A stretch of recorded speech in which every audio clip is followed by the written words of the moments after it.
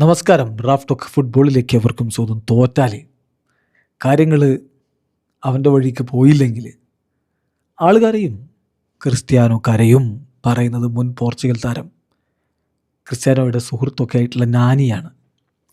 നമുക്കറിയാം, സ്പോർട്ടിങ്ങിലൂടെയാണ് Cristiano Ronaldo തൻ്റെ കരിയറിന് തുടക്കമിട്ടത്. അവിടെ തന്നെയാണ് നാനിയും തുടക്കമിട്ടത്. അപ്പോൾ അദ്ദേഹത്തെക്കുറിച്ചുള്ള കുറേ കാര്യങ്ങൾ ഇപ്പോൾ 442 നൽകിയിട്ടുള്ള ഇൻ്റർവ്യൂവിൽ നാനി പറയുന്നുണ്ട്. ആ വാക്കുകൾ ഇപ്പോൾ goal.com അടക്കമുള്ള മറ്റ് പ്രമുഖ ഫുട്ബോൾ മാധ്യമങ്ങളൊക്കെ റിപ്പോർട്ട് ചെയ്യുന്നുമുണ്ട്. അപ്പോൾ ആദ്യകാലത്ത് തന്നെ ഇത്ര വലിയൊരു നേട്ടത്തിലേക്ക് ക്രിസ്ത്യാനോ പോകുമെന്ന് നിങ്ങൾ കരുതിയിരുന്നോ എന്നുള്ള ചോദ്യത്തിലുള്ള മറുപടിയാണ്, ഞങ്ങൾ ആ ഘട്ടത്തിലൊന്നും അത്തരത്തിലൊരു ചിന്തയേ ഉണ്ടായിരുന്നില്ല. ഞങ്ങൾക്ക് സിംപ്ലി ഞങ്ങൾ കളിക്കുന്നു, എൻജോയ് ചെയ്യുന്നു, അതാണ് ഉണ്ടായിരുന്നത്. തീർച്ചയായിട്ടും വലിയ അംബീഷൻ ഉണ്ടായിരുന്നു, സ്വപ്നങ്ങളുണ്ടായിരുന്നു.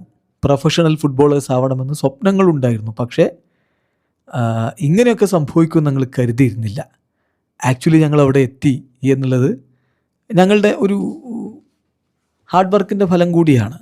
ശരിക്കും പറഞ്ഞാൽ ഇവിടേക്ക് എത്തും എന്നുള്ളത് ഒരു ഇല്യൂഷൻ മാത്രമായിരുന്നു. ഇൻ ദി എൻഡ് എല്ലാം സംഭവിച്ചു, അതും വളരെ വേഗത്തിൽ. അവസരങ്ങൾ വന്നു, ഞങ്ങളത് കൈവിട്ടില്ല. ആ ഒരു സ്പിരിറ്റ് ഓഫ് സാക്രിഫൈസ് ഉണ്ടല്ലോ, ആ ചെറിയ പ്രായത്തിലെ ക്രിസ്ത്യാനോക്ക് അത് ഉണ്ടായിരുന്നു. അതാണ് അദ്ദേഹത്തിൻ്റെ വിജയത്തിൻ്റെ കീ എന്ന് പറയുന്നത്. ഈവൻ ആസ് എ കിഡ് അദ്ദേഹം മറ്റുള്ളവരെക്കാൾ മുകളിൽ നിൽക്കാൻ വേണ്ടി എപ്പോഴും പരിശ്രമിച്ചു. എന്താണ് അദ്ദേഹത്തിന് വേണ്ടത് എന്ന് വളരെ കൃത്യമായിട്ട് ക്രിസ്ത്യാനോ റൊണാൾഡോക്ക് അറിയാമായിരുന്നു. മാത്രമല്ല അദ്ദേഹത്തിൻ്റെ ഒരു പാഷൻ, അത് വല്ലാത്തതായിരുന്നു. ക്രിസ്ത്യാനോ ഫുട്ബോൾ കളിച്ചത് എനോർമസ് പാഷനിലാണ്. അദ്ദേഹം വിജയിച്ചില്ലെങ്കിലോ അല്ലെങ്കിൽ കാര്യങ്ങൾ അദ്ദേഹം ഉദ്ദേശിച്ച പോലെയോ നടന്നില്ലെങ്കിൽ അദ്ദേഹം കരയുമായിരുന്നു, കരയുമായിരുന്നു. അത് കാണിക്കുന്നത് എന്താണ്, എത്രത്തോളം കമ്മിറ്റഡ് ആയിട്ടാണ് അദ്ദേഹം ഫുട്ബോൾ കളത്തിൽ നിന്നതെന്നും എന്തൊരു ഇൻറ്റൻസിറ്റിയിലാണ് അദ്ദേഹം ഈ ഫുട്ബോൾ ജീവിതം ജീവിച്ചതെന്നുമാണ്. അതാണിപ്പോൾ നാനി ക്രിസ്ത്യാനോ റൊണാൾഡോയെക്കുറിച്ച് പറഞ്ഞത്. CR7 ആ കളിയോടുള്ള പാഷൻ, ചെറിയ പ്രായത്തിലൊക്കെ കരയുമായിരുന്നു. വിജയത്തിനോട് അത്രത്തോളം അഭിനിവേശം, ഹങ്ങർ അദ്ദേഹത്തിനുണ്ടായിരുന്നു. ഞാനിപ്പോൾ ഒരു കാര്യം കൂടി പറയുന്നുണ്ട്, 1000 ഗോൾ എന്നുള്ളത് ക്രിസ്ത്യാനോക്ക് വളരെ ഇമ്പോർട്ടൻ്റ് ആയിട്ടുള്ളൊരു മൈൽ സ്റ്റോൺ ആണെന്ന്.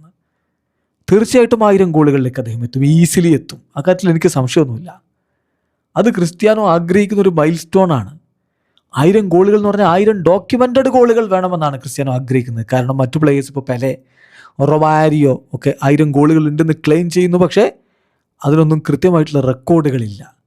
ക്രിസ്ത്യാനോക്ക് റെക്കോർഡറായിട്ടുള്ള ഗോളുകൾ 1000 എണ്ണം. അങ്ങനെ ഒരു സിനിമ തന്നെ വേണമെങ്കിൽ അദ്ദേഹത്തിന് ഉണ്ടാക്കാൻ പറ്റും. തീർച്ചയായിട്ടും അദ്ദേഹത്തിന് എത്താൻ പറ്റും.